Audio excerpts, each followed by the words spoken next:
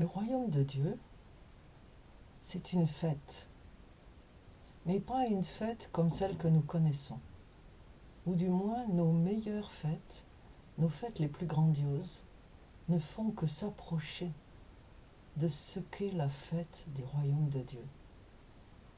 Mais pour entrer dans cette fête, d'abord tout le monde est invité, ce qui est très différent de ce que nous connaissons. Pour être invité, normalement, dans une fête, il faut connaître ceux qui l'organisent. Pour être invité à un mariage, normalement, en Europe par exemple, il faut recevoir un carton d'invitation. Au Nigeria, vous pouvez toujours rentrer sans être invité. Par contre, il faut qu'on vous connaisse. Et donc, il faut être du village ou du clan, du marié ou de la mariée. On ne peut pas juste rentrer comme ça.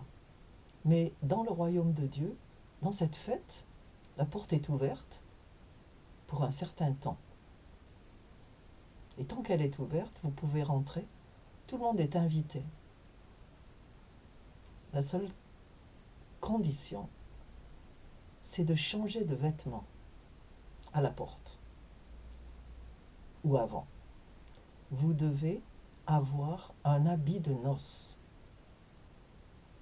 Mais il n'y aura pas besoin de l'emprunter comme les hommes le font souvent pour les mariages. Louer un costume qu'on rend après, ou se faire coudre une robe ou l'acheter toute faite.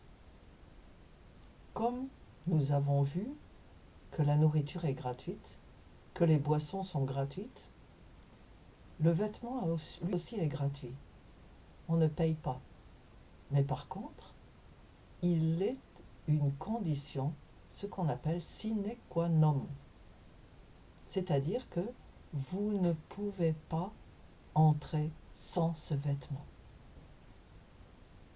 Et c'est ce que dit la Bible. Voilà. Jésus racontait une histoire et il a dit à ceux qui l'écoutaient, voilà, il en est du royaume de Dieu comme un roi qui célèbre les noces de son fils. Donc c'est une grande occasion. Il envoie ses serviteurs convier les invités aux noces. Il y avait à l'origine de cette invitation un certain nombre de gens, pas tout le monde. Au départ, cette invitation était limitée au peuple de Dieu, celui qu'on appelle le peuple de Dieu à l'origine, c'est-à-dire Israël. L'invitation était limitée aux Hébreux. Mais ceux-ci refusent de venir. Alors, dit Jésus, il envoie d'autres serviteurs pour insister de sa part auprès des invités. Voyons, je vous ai invités. Portez-leur ce message. J'ai préparé mon banquet. J'ai fait tuer mes jeunes taureaux et mes plus belles bêtes. Tout est prêt. Venez donc aux noces. Mais les invités restent indifférents et s'en vont, l'un à son champ, l'autre à ses affaires. Les autres s'emparent des serviteurs, les maltraitent et les tuent.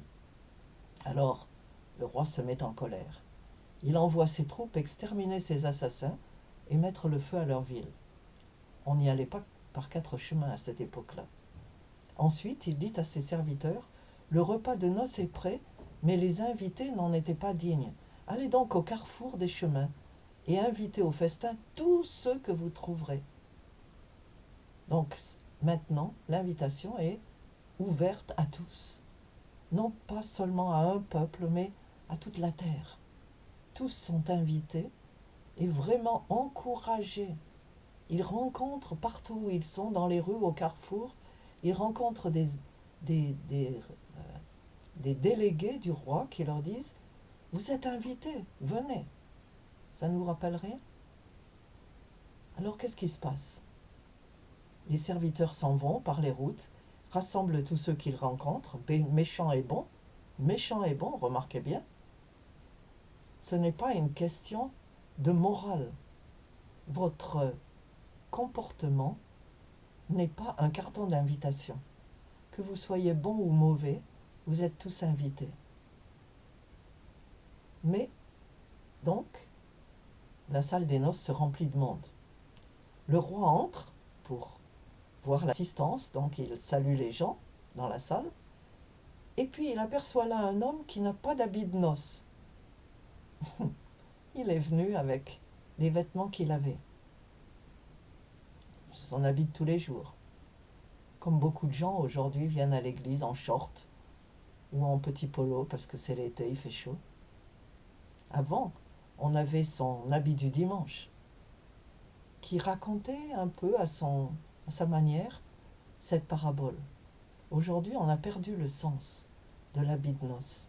Alors il aperçoit un homme qui n'a pas d'habit de noces et il lui dit: mon ami, comment as-tu pu entrer ici sans être habillé comme il convient pour un mariage?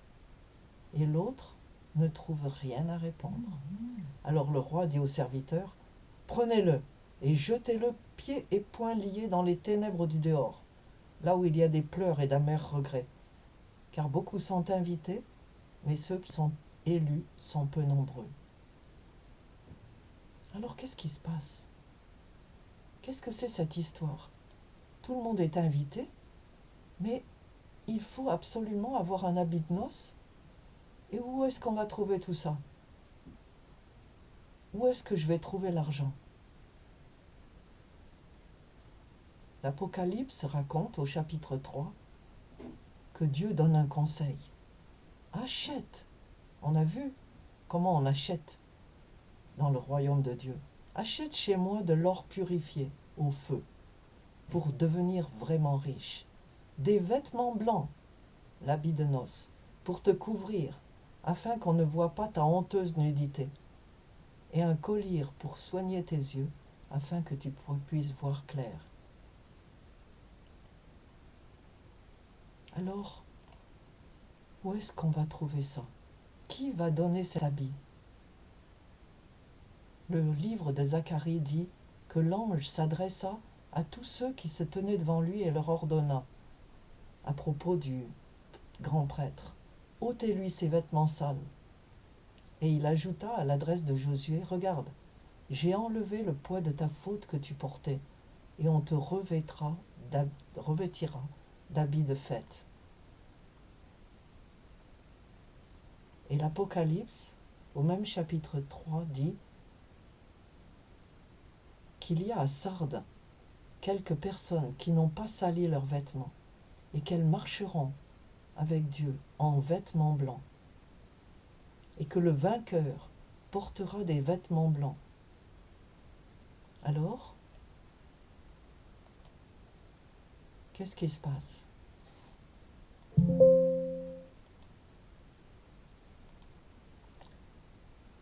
Il y a un habit de fête dont nous avons besoin pour rentrer dans ce royaume, dans cette fête à laquelle nous sommes tous invités. Et vous pourriez dire: mais je ne sais pas où on achète ça. Combien il faut pour payer? Mais dans ce royaume-là, on reçoit tout gratuitement.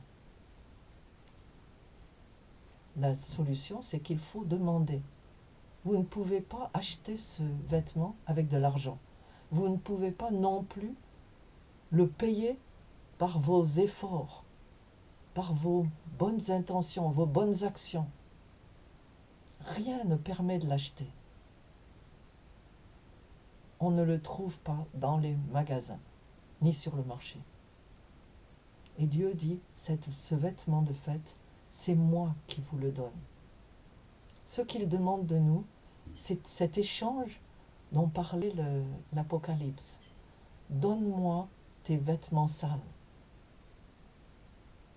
Toutes nos bonnes intentions, dit la Bible, elles sont comme un linge souillé.